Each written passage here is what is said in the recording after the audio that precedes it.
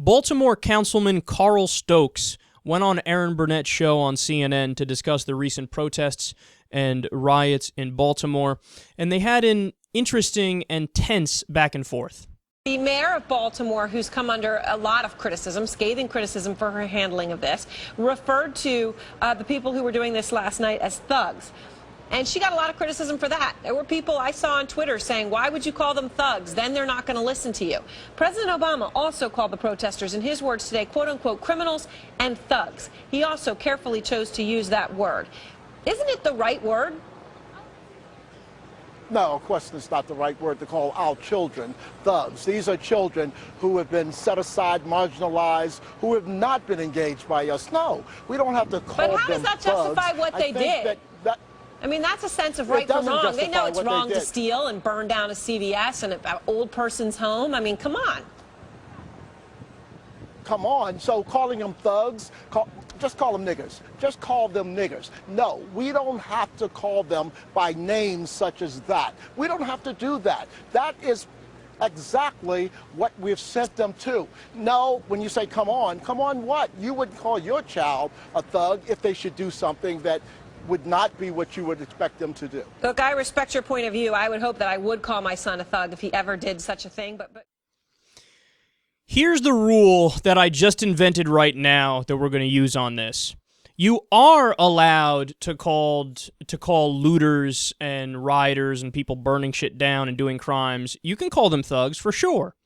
But only if you're also willing to call the dirty cops that murder unarmed black people thugs also.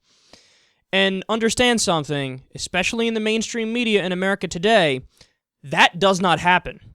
Never in a million years, no matter what a cop does, they will never be called a thug in the mainstream media in the United States of America. Ever. Ever. But they'll throw around the word thug with no problem and no hesitation whatsoever when you're talking about young black males. And that's the problem. And by the way, I think that's why people are sensitive to the throwing around of the word thug, because I think the guy's right. It is a stand-in for the N-word. It is, because of the context and how it's used. If it was used in the way that I described it, then I don't think people would be angry, because then it wouldn't be a stand-in for the N-word.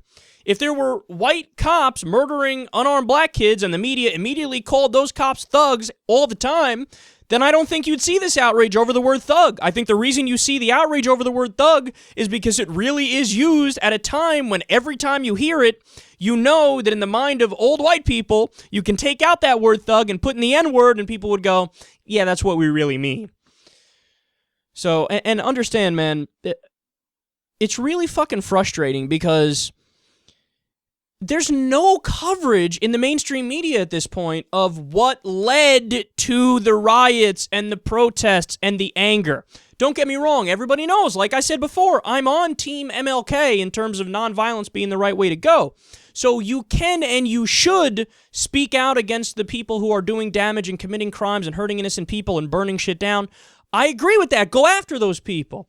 But you also have to go after the root cause, the underlying problem which led to all of that happening. You can't just pretend like the media is that, oh, it just happened out of nowhere. Just the black people started acting rowdy because that's just how they are. They're animals like that. What can I say? This is just, it must be in their nature.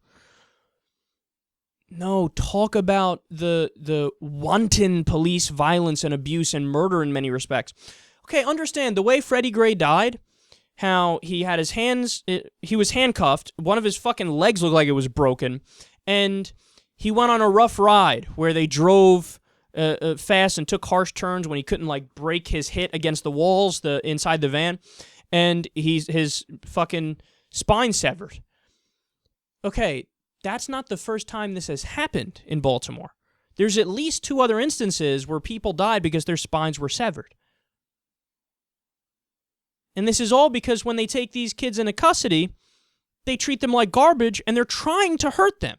And by the way, that's even a kind interpretation of what happened to Freddie Gray, because they might have just snapped his neck when they were beating the fuck out of him. It might have been even more overt. It might have been even more like, fuck it, let's go to town on this kid's face. So that's the problem is the police murdering unarmed young black kids. And that's what led to, albeit, the criminal activity afterwards. But it's a backlash. As somebody said to me the other day in regards to a different issue, and I like the way they frame this, they're just returning the volleys here. Again, not making excuses. They shouldn't do any of the violence because that's counterproductive and you're just becoming the devil you're trying to avoid. But they are retaliating to something here. It's not like they just woke up and decided to go fucking nuts. But you'll never hear that coverage in the mainstream media of a focus on what led to this. Never. They'll only focus on the bad things that are happening after the fact and fuck up the entire conversation. And in conclusion, real quick, how many stories have we covered in the past few months about white people rioting after sporting events? 3? 4? There was one. White college kids were rioting after or during, I should say, a pumpkin festival. That doesn't even make any sense. I don't even get that. Why are you rioting? And why is there even a pumpkin festival? What does that even mean? Who would go to a pumpkin festival? What is wrong with you? So they can riot after pumpkin festivals or during pumpkin festivals. They could riot after college sports or pro sports, light cars on fire, as we saw recently. And does the media call them thugs? Not only do they not call them thugs, they don't even cover it. They don't even cover it. The only place you'll hear about it, and you can look in the SecularTalk archives, here. And, by the way, how do the cops respond in those situations? 1 arrest, 3 arrests, a whole crowd of hundreds of people rioting, handful of arrests. Whereas when black people riot, break out the tear gas, break out the tanks and the pepper balls. So, look, this is why Erin Burnett's like, well, I don't understand. Why are you mad that we're using the word thugs? They are committing crimes. Woo! They're mad because you're not objective in the way you apply it. You don't call cops thugs when they commit crimes and murder unarmed black people. You don't call white people thugs when they commit crimes. But you only use it when it's black people and when it's pretty obvious that you can take out that word and put in the N-word.